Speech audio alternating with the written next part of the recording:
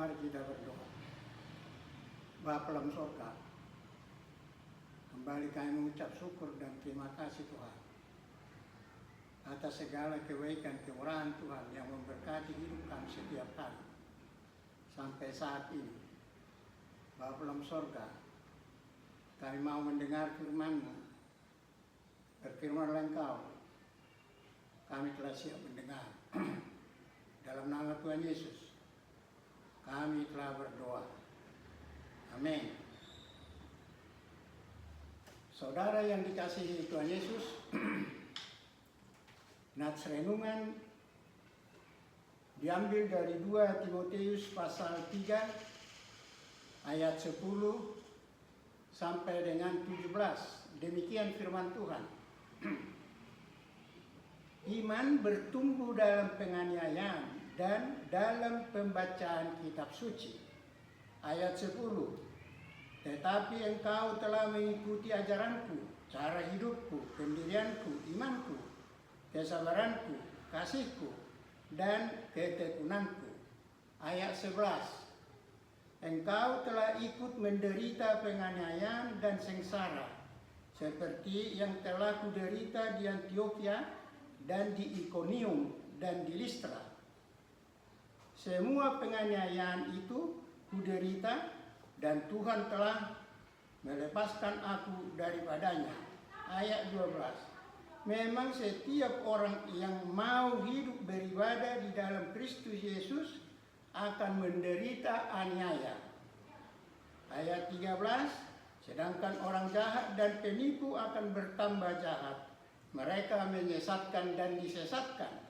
Ayat 14. Tetapi hendaklah engkau tetap berpegang pada kebenaran yang telah engkau terima dan engkau yakini, dengan selalu mengingat orang yang telah mengajarkannya kepadamu. Ayat 15. Ingatlah juga bahwa dari kecil engkau sudah mengenal kitab suci yang dapat memberi hikmat kepadamu dan menuntun engkau kepada keselamatan oleh iman kepada Kristus Yesus. Ayat 16. Segala tulisan yang diilhamkan Allah memang bermanfaat untuk mengajar, untuk menyatakan kesalahan, untuk memperbaiki kelakuan, dan untuk mendidik orang dalam kebenaran. Ayat 17. Dengan demikian tiap-tiap manusia kepunyaan Allah diperlengkapi untuk setiap perbuatan baik. Demikian firman Tuhan. Saudara yang dikasihi Tuhan Yesus, tema renungan hidup dengan berpegang teguh kepada kebenaran. Saudara yang dikasihi Tuhan, Timotius adalah murid. Timotius adalah anak asuh. Timotius adalah anak rohani Paulus yang akan menghadapi masa depan yang sangat buruk. 2 Timotius 3 ayat 1 sampai dengan 9, di mana manusia mencintai dirinya sendiri dan menjadi hamba uang. Saudaraku, mencintai diri sendiri berarti dirinya sendiri menjadi pusat kehidupannya, yang membuat ketaatannya kepada Allah menjadi rusak dan kasih kepada sesama menjadi mustahil. Demikian jugalah jika seseorang menjadi hamba uang, karena menurut mereka segala-galanya dalam kehidupan ini membutuhkan uang. Saudaraku, orang yang berpikir seperti ini sungguh menyesatkan dan dalam dirinya tidak ada kebenaran. Saudara yang dikasihi Tuhan, semua yang melakukan yang saya sebut di awal, seperti mencintai dirinya dan menjadi hamba uang, Mereka ini semua rajin beribadah, namun hanya sebatas penampilan. Mereka menolak dalam hatinya. Artinya mereka beribadah hanya kamuflase. Ayat 5. Saudaraku, semuanya bentuk-bentuk kejahatan sudah muncul saat ini ke permukaan jika kita mengamati berita-berita setiap hari. Hal inilah yang memungkinkan si penginjil atau si pembawa berita keselamatan teraniaya. Karena dunia ini belum menerima Yesus sebagai juru selamat dan kebenaran. Saudaraku, untuk menghadapi masa depan yang sangat jahat inilah, Paulus mengingatkan Timotius dan kita semua yang mengaku pengikut Tuhan Yesus dengan menceritakan pengalamannya sebagai Rasul Kristus Yesus yang mengalami penderitaan dan penganiayaan seperti di Listra. Kisah Rasul 14 ayat 19 sampai 21 mengatakan, datanglah orang-orang Yahudi dari Antioquia dan dari Ikonium ke Listra untuk membujuk orang banyak melempari Paulus. Setelah orang banyak mengira bahwa Paulus sudah mati, sehingga orang banyak menyeret Paulus keluar kota. Namun Paulus belum mati, saudaraku, masih hidup.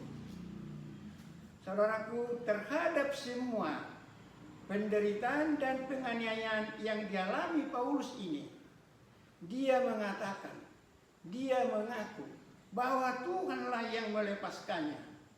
Saudaraku, Paulus mau mengatakan kepada Timotius dan kepada kita untuk tidak takut untuk memberitakan kebenaran. Karena Allah akan menolong setiap orang yang beriman kepadanya. Saudaraku, mengapa Paulus merasa penting menceritakan pengalaman hidupnya sebagai rasul penuh derita dan aniaya kepada Timotius dan kepada saudara dan saya, supaya tidak takut menderita bersama-sama Allah dengan kebenarannya, daripada menyesuaikan diri dengan orang banyak dengan berbagai kesalahannya. Saya ulangi, saudaraku, mengapa begitu penting bagi Paulus menceritakan pengalaman penganiayaan, penderitaan yang dialami kepada Timotius dan kepada kita semua? Ialah supaya Paulus tidak takut menderita bersama-sama dengan Allah dan kebenarannya. Saudaraku, sekarang ini banyak orang menyatukan diri kepada kelompok yang banyak anggotanya hanya menghindari dikucilkan, saudaraku, karena kebenaran. Paulus katakan, jangan takut, saudaraku, akan penganiayaan. Pasti terjadi bagi pengikut Tuhan Yesus yang dalam kebenaran 2 Timotius 3 ayat 12. Jadi penderitaan itu, penganiayaan itu akan terjadi, saudaraku, bagi setiap pengikut Tuhan Yesus. Bagaimanapun cara saudara, cara kita untuk menghindarinya, harus kita akan alami sesuai dengan 2 Timotius 3 ayat 12. Saudaraku, apa kata Paulus kepada Timotius dan kepada saudara dan saya? Paulus mengatakan untuk tetap berpegang teguh pada kebenaran. Saya ulangi saudaraku. Apa kata Paulus kepada Timotius dan kepada saudara dan saya? Paulus mengatakan untuk tetap berpegang teguh pada kebenaran. Saudaraku, Timotius sudah sejak kecilnya membaca kitab suci yang dibimbing oleh ibunya sendiri. Sudah barang tentu saudaraku dia mengetahui apa yang harus dilakukan. Saudaraku, sesungguhnya kitab suci itu atau Alkitab itu seperti apa sih? Kok bisa menumbuhkan iman? Kitab suci atau Alkitab itu saudaraku bukanlah sembarang tulisan. Saya ulangi, kitab suci atau Alkitab itu saudaraku bukanlah sembarang tulisan, tetapi tulisan yang diilhamkan Allah, yang bermanfaat untuk kebaikan. Saya ulangi saudaraku, Alkitab itu adalah tulisan yang diilhamkan Allah, yang bermanfaat untuk kebaikan, seperti untuk memberi hikmat yang menuntun seseorang kepada keselamatan. Kedua, untuk mengajar. Karena melalui membaca kitab suci atau Alkitab, seseorang dapat mengetahui siapakah Yesus. Ketiga, Alkitab itu untuk menyatakan kesalahan. Artinya saudaraku, setiap orang yang membaca kitab suci akan mengetahui keselamatannya dan mendapat petunjuk akan jalan yang benar untuk memperbaiki kelakuan. Artinya saudaraku, jika seseorang membaca kitab suci atau Alkitab, dia akan mengetahui apakah kelakuannya sesuai dengan kehidupan Yesus, yaitu kasih, untuk mendidik orang dalam kebenaran, sampai ia diperlengkapi untuk setiap perbuatan baik. Saya ulangi saudaraku, kitab suci atau Alkitab itu untuk mendidik.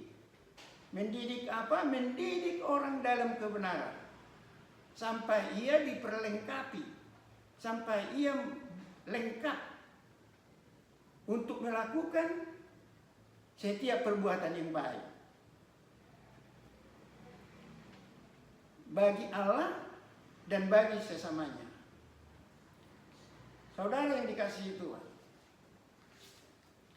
tema perikop pembacaan firman Tuhan, iman bertumbuh dalam penganiayaan dan pembacaan kitab suci. Saudaraku, mengapa iman bertumbuh dalam penganiayaan? Penganiayaan yang dimaksud di sini saudaraku bukanlah setiap penganiayaan, tetapi seseorang menderita dianiaya karena seseorang itu menjalani hidup dalam kebenaran, di mana seseorang itu menjalani imannya, tapi dia mendapat aniaya. Oleh karena itu saudaraku, orang Kristen harus tahan uji. Saya ulangi saudaraku, orang Kristen itu harus tahan uji dalam menghadapi setiap tantangan, termasuk penderitaan. Mengapa? Karena setiap pengikut Tuhan Yesus atau Kristen tidak akan pernah bebas dari tantangan dan penderitaan selama masih beribadah mengikuti Yesus. Seperti anak sekolah, untuk naik kelas harus melalui ujian. Jika lulus ujian, maka dia naik kelas, naik tingkat, sehingga ke depannya dia lebih matang. Saudara yang dikasihi Tuhan, firman Tuhan ini mengajak kita semua lebih giat membaca firman Tuhan yang menuntun untuk melakukan pekerjaan yang baik. Kedua, firman Tuhan ini mengajak kita agar menjalani hidup ke depan, kita senantiasa berpegang teguh kepada kebenaran. Amin. Tuhan memberkati.